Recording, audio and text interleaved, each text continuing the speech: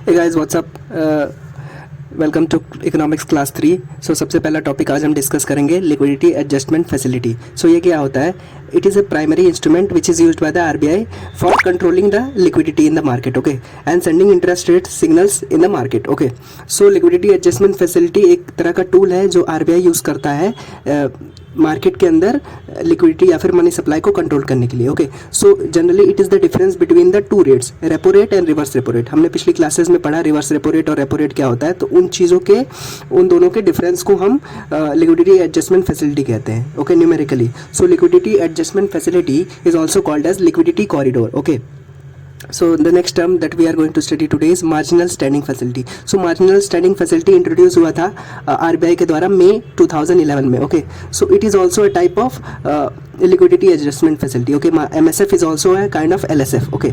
So in which banks are able to borrow overnight funds from the RBI against approved government securities. Again हमने पिछले classes में पढ़ा था कि banks को अगर लोन चाहिए रहता है तो वो अपने कुछ सिक्योरिटीज़ आरबीआई को जमा करते हैं, उसके एवज में आरबीआई बैंक्स को लोन देता है, ओके। सो एमएसएफ में क्या होता है, मार्जिनल स्टैंडिंग फैसिलिटी में ये बैंक्स ओवरनाइट में अगर मतलब रातों रात अगर उनको फंड्स की ज़रूरत है तो आरबीआई को अप्रोच करते हैं, आरबीआई उनकी मदद करता है, okay. So generally the MSF is 1% higher than repo rate, क्योंकि आप अर्जेंट सिचुएशन में ले रहे हो तो सामने वाला फ़ायदा तो उठाएगा ही। सो दैट्स वाई एमएसएफ या फिर marginal standing facility is 1% higher, generally 1% higher than repo rate, okay.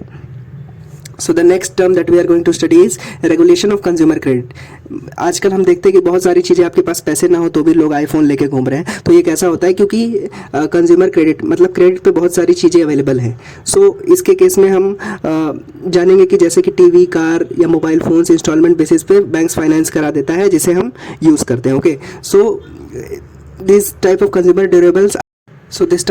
Durables are finance through consumer credit, okay. So इसमें क्या होगा, मान लेते हैं आपको 80,000 का लोन देना है, तो बैंक्स क्या करेंगे, अगर चीज़ों की डिमांड, जिस चीज़ को आप फाइनेंस करा रहे हैं उसकी डिमांड बहुत ज़्यादा है, तो बैंक क्या करेगा, मान लेते हैं 80,000 का लोन है तो बैंक क्या करेगा, डाउन पेमेंट बढ़ा देगा। डाउन पेमेंट जैसे पहली बार आपको जितना पैसा देने रहेगा वो बढ़ा देगा। मान लेते बोलेगा कि आप पहली बार में 16,000 दे दो और 5 महीने में हमारा 80,000 दे देना। लेकिन अगर चीज़ों की दूसरी तरफ अगर मान लेते हैं किसी चीज़ की डिमांड नहीं है तो उसको बेचने के लिए क्या करेंगे, बैंक्स कहेंगे कि आप फाइनेंस में डाउन पेमेंट में खाली 5,000 हमको दो और 16 महीने तक देते रहना 80,000। तो ये दोनों डिफरेंस है डेफिशिएंट डिमांड में और एक्सेस डिमांड में, ओके।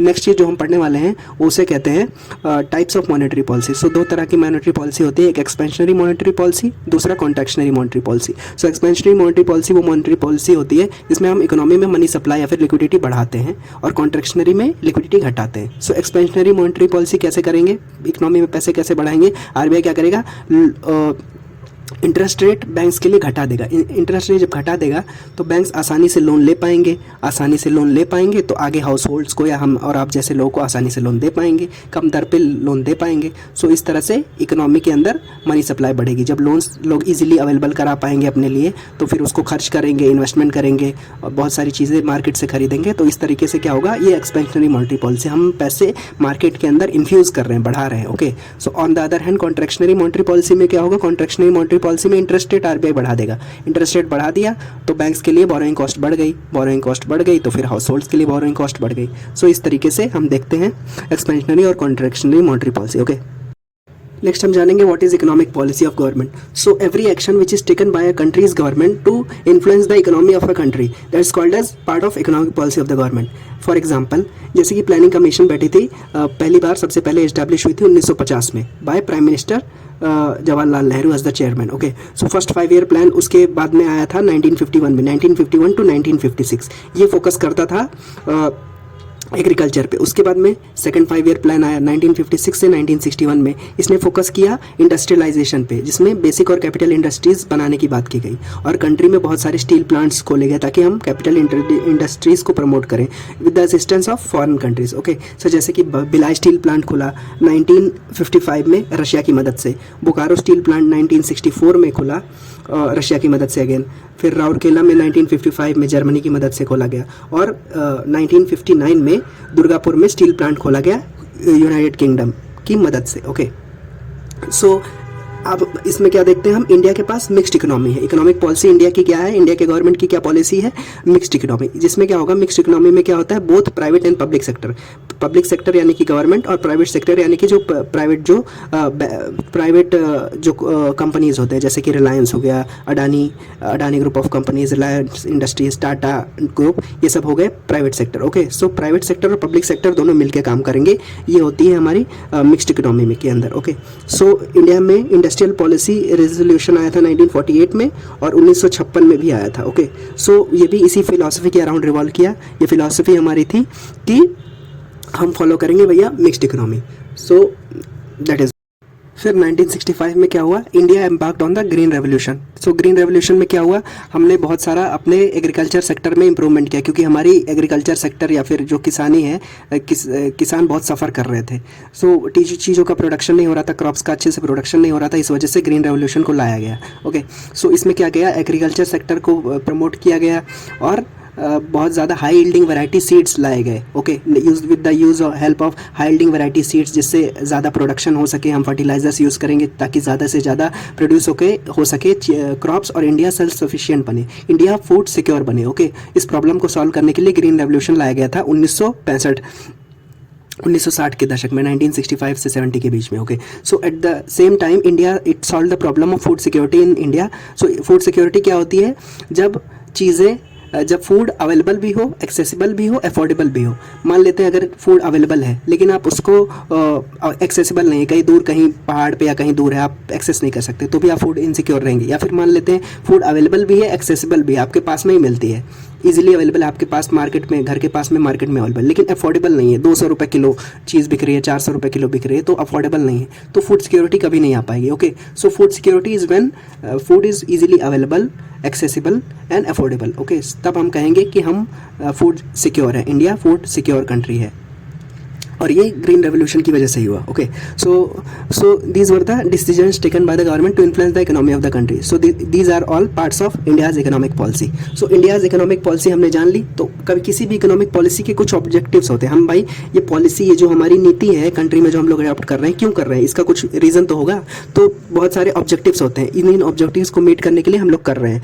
तो बहुत सारे ऑब्जेक्टिव्स है। पहला ऑब्जेक्टिव है इफिशियंसी, हम अटेन करना चाहते हैं। इफिशियंसी क्या होता है, कम इनपुट में ज़्यादा आउटपुट देना। सो ये होता है efficiency. So N efficient economy is one which produces what people want at the least possible cost. सबसे कम रेट में अगर हम कोई चीज़ें दे पा रहे हैं किसी इकोनॉमी के अंदर, तो हम इफिशिएंट हैं। फॉर एग्जाम्पल, दिल्ली में लोगों को क्या चाहिए, अफोर्डेबल मेडिसिन चाहिए, लेकिन गवर्नमेंट वहाँ की क्या कर रही थी अभी तक, government choose to provide free water and electricity. So in that way it is inefficient allocation. Okay, लोगों को चाहिए कुछ, आप दे रहे हैं कुछ, तो इस तरह से ये इनएफिशिएंट है। सो दूसरा ऑब्जेक्टिव क्या है, इक्विटी। इक्विटी जब हम क्या कहते हैं कि it is more of a technical concept. इसमें क्या कहते हैं हम, equal distribution of income and wealth हो, बहुत ज़्यादा इनकम इनइक्वालिटी ना रहे, बहुत ज़्यादा इनकम इनइक्वालिटी रहेगी, वेल्थ क्या डिस्ट्रीब्यूशन बहुत ज़्यादा, अमीर और अमीर रहेंगे, गरीब बहुत ज़्यादा गरीब रहेंगे, तो उसमें इकोनॉमी के अंदर, समाज के अंदर कॉन्फ्लिक्ट के चांसेस ज़्यादा रहेंगे, बहुत ज़्यादा क्राइम्स रेट होंगे, क्योंकि लोग छीनना चाहेंगे, क्योंकि वो उनके पास चीज़ें नहीं है जो औरों के पास बहुत ज़्यादा है। सो इस वजह से इक्विटी नहीं आ पाएगी। So equity is what, when there is more equal distribution of income and wealth. Okay, so the next objective is growth. Growth क्या होता है, हम क्या डिफाइन करते हैं ग्रोथ को इन टर्म्स ऑफ जीडीपी। जैसे कि किसी कंट्री का नेशनल इनकम या जीडीपी को हम डिफाइन करते हैं ग्रोथ के टर्म्स में। ओके, सो ग्रोथ क्या होगा, ग्रॉस डोमेस्टिक प्रोडक्ट, यानी कि किसी भी पर्टिकुलर ईयर में कंट्री के अंदर कितनी चीज़ें प्रोड्यूस हो रही हैं, उसका मार्केट वैल्यू कहा जाता है GDP. So that is part of growth. Okay, so अगर मान लेते हैं किसी इकोनॉमी के अंदर इकोनॉमिक ग्रोथ हो रही है and the total output of the economy is increasing. So मान लेते हैं अगर if the output increases faster than the population, मान लेते हैं पॉपुलेशन भी दर बदर बढ़ रही है। So if the output of the country production increases more than the population, so output per capita increases, per person output increase हो रहा है, जिससे क्या होगा, लोगों के standards of people will increase. Okay, so ये ग्रोथ का कॉन्सेप्ट है। The fourth objective and the final objective of economic policy is stability.